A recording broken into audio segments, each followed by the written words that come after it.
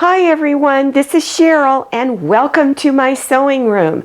I'm going to demonstrate how to make this house quilt block. Now this is a very basic house.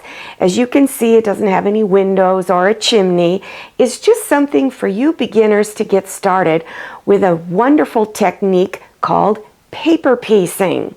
All you're going to need is a few scraps of fabric and some thin paper to make this little house. Now, if you don't have scraps of fabric, when you go to your fabric store, just ask for 1/4 yard or fat quarters because that's all you're going to need. The pattern for this quilt block is during the last half of this video, so let's get started on stitching this block together. If you're going to be making a quilt in which you want multiple house quilt blocks in it, let me show you how to easily make copies of this. Next step is to take this paper piece pattern and put it in your sewing machine and perforate the lines with your sewing machine needle. The reason why you want to perforate the lines, it will make it easier to tear the paper off of your fabric when you're done. But another good thing about perforating the lines is you can make multiple copies of the quilt block all at once with all of the pieces of paper with perforated lines on it. So let me show you how that works. Here is thin paper that I purchased at Home Depot. I'm sure you can get it at Lowell's. You go to the paint department and in there they have all kinds of paper in rolls, and painters use this to mask off areas so the paint won't fall on it. What I like to do is, if let's say I'm going to make 12 houses for a quilt, I would cut off 12 pieces of paper, take my pattern, lay it on top, go to my sewing machine, take the thread out of my needle, and then stitch on all of these lines, and it perforates the paper, and that way you have multiple copies. Save this one as your master copy, this top one, and then use the ones behind it for your actual project. I've just finished stitching on all of the lines. Remember, don't have thread in your needle because that's not going to work. So I've perforated all of the lines. So then once you've done that, just take this top piece off and set it aside. Keep it near your machine so you know what the stitching order is. And then you have all of these copies back here, and every time you're ready to start a new block, you just tear it off and you're good to go.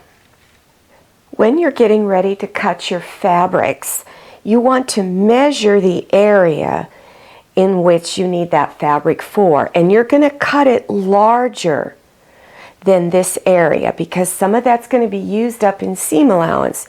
And if it's cut too big, that's okay. You can always cut excess off. So make it bigger than what you need. So here I have my roof. Here are the 3 pieces for the front of the house, the door, and the background fabric here and here. So we're going to start placing our fabric to cover 1 and 2. So this is the line you're going to focus on right here. So on my copy, my paper piece copy, turn it over onto the back, because here was the front. This is where the needle went down. And it's fairly smooth. But if you turn it over on the back, you're going to really feel these lines because it's pushed the paper down. So here's my area of 1 and 2. So take your 2 fabrics and you're going to bring front sides together. And you're going to place this edge of the fabric above this line right here. Just a little ways above, about 1/4 inch. Also make sure your fabric pieces extend out past these two lines. So then, now you can either pin it if you like this, and then turn it over, and then stitch right on that perforated line. After stitching, unfold and finger press this down. Now you're going to go to this side and this side of the front of the house. So take your fabric and place it on top of the door and the fabric for the above the door. Make sure your fabric pieces are extending past the lines that go over here and down here and up here. Remember, if you have too much, you can always cut it off later. And also, you can feel the perforations through the fabric because they really come out nice and strong. And again, you can go ahead and place a pin to hold it in place if you need to. Then go to your sewing machine, turn it over, and you're going to stitch on this line here. The next two areas are areas 5 and 6, which are your background fabrics. So go to your piece that you're using, and here's my line right here, and I can feel it through this fabric right here.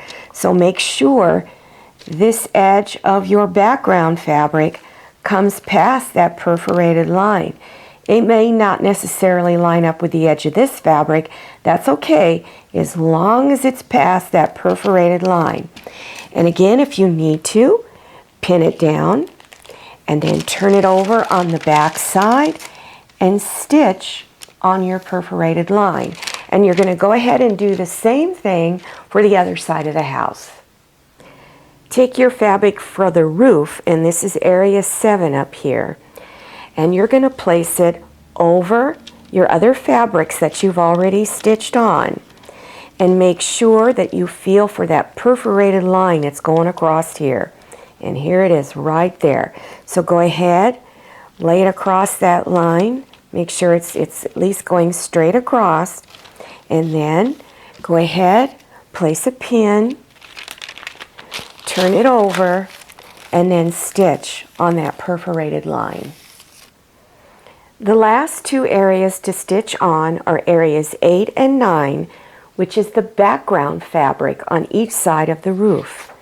Now I cut some of the corners off on my roof fabric only because it was covering everything that I could see. But the most important thing is you can feel this perforated line, and I feel it right here. So you can see I have a lot of excess fabric, but that's okay.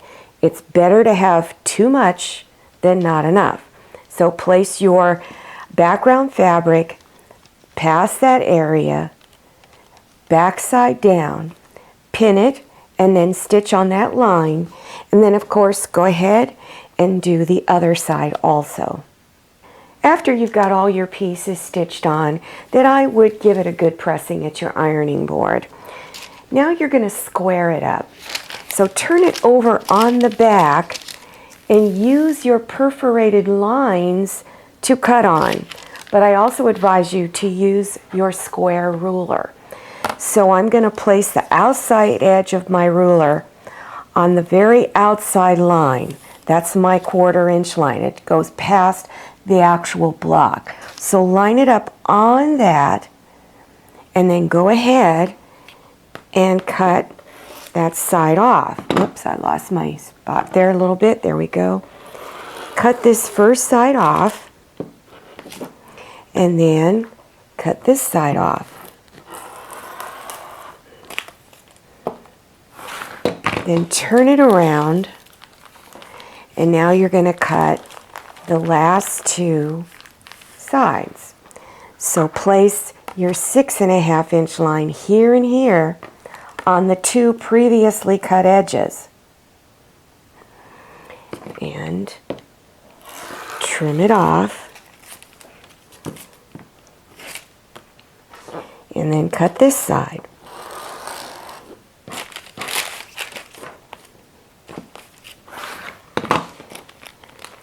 And there's your house. Before you put your paper piece blocks into a quilt or whatever it is that you're making, I don't usually tear the paper off until my project is completely done. This way it holds the block together really, really nice. So this is what this block looks like if it was in a quilt with some sashing strips around it. But let me show you one more thing you can do with this block. Add a 2.5-inch border of background fabric to the top and to the sides. And then at the bottom, add another 2.5-inch strip of green fabric to represent the grass. And again, if you're going to be putting it into a quilt, this is what it would look like with sashing strips around it. And just before you add it into your project, whether you're going to add your cotton batting and fabric for the back, make sure you tear the paper off next. If you need help in getting it started to tear, just take a straight pin and score across the paper, and you'll find it's really easy to pull off.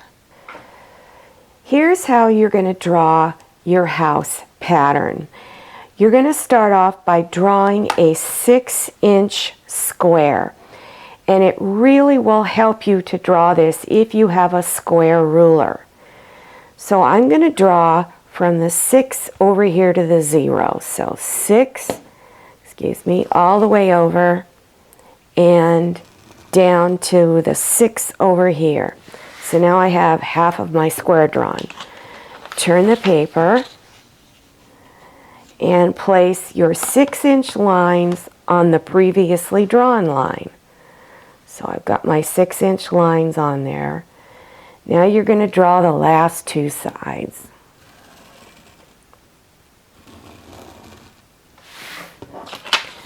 So now put a mark up here at the very top. This is going to be the top. All right. So place your ruler along that top edge of the block and put a little mark at the 2-inch and the 4-inch. Now I know I turn my paper a lot, but you're going to get better accuracy. Now from this line here, you're going to go that way 2 inches and draw a line all the way across from side to side. Now from this mark here to that corner, you're going to draw a line. Just line everything up, take your time. And then from this mark down to this corner.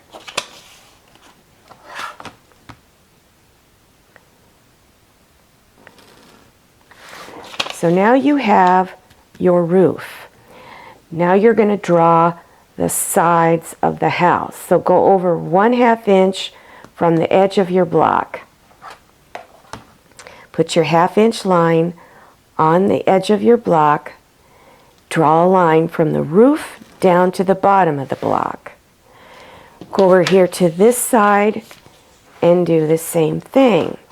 1/2 inch line on the side of the block, and then draw your line all the way down. So now it's starting to look like a house. Now you're going to draw the door. So you're going to go over from this line this way 1 3/4 inches. So place your 1 3/4 inch line on this line, the side of the house, and make sure everything is straight and draw a line. Now turn your paper 1 3/4 inches from this line, go over and draw your last line. Now you're going to go from the roof edge that way 1 1/4 inches